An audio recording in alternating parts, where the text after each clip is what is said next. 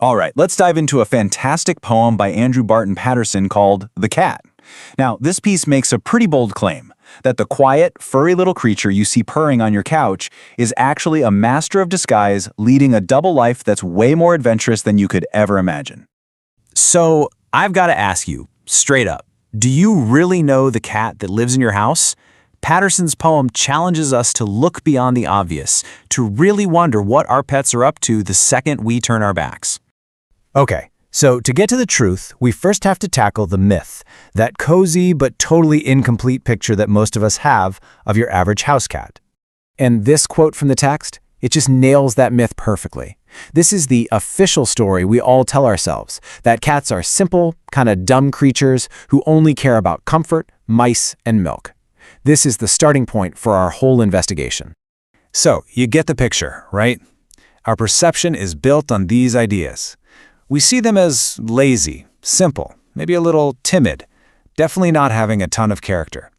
This is the daytime cat, the one that lives in our world, playing by our rules. But is that the whole story? Not even close. Let's look at the evidence that actually supports this myth for a second.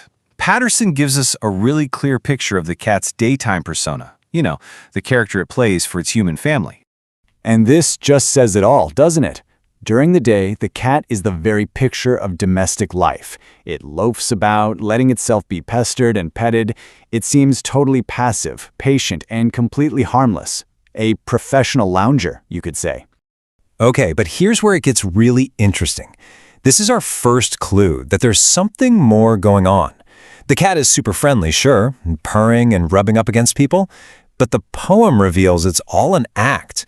This polite behavior is just a strategy to get a piece of the action, to get some food. It's our first hint that there's a pretty sharp mind behind those innocent-looking eyes. And that brings us to the turning point. Because as the day starts to fade into night, that performance ends.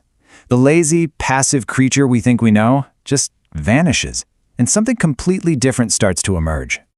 Seriously, this line from the text is everything. It's like an invitation to witness a secret transformation. The whole story pivots right here, shifting us from the familiar world of the house to the wild, hidden world of the cat. I mean, just look at this comparison. The contrast is absolutely incredible. The meek creature becomes a grim fighter. The lazy loafer becomes a determined explorer of his territory. The house pet becomes a live panther. It's not just a change in behavior, it's a total identity swap.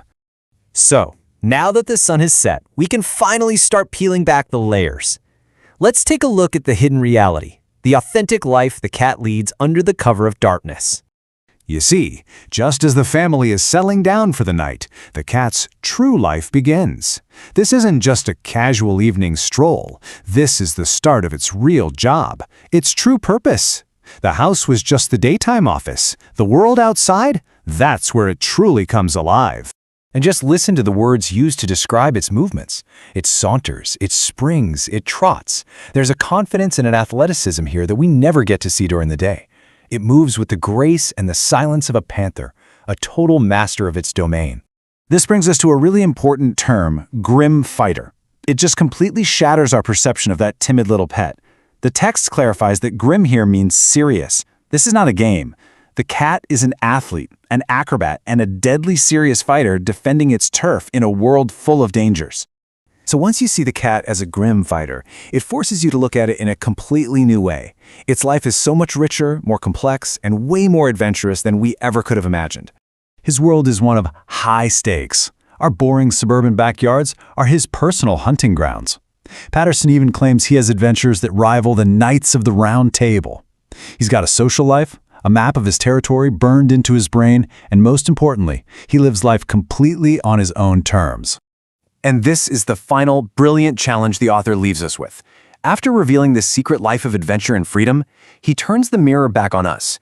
This supposedly simple animal might actually be living a fuller, more authentic life than we are. Now that is a powerful thought. Which leaves us with this final question to chew on.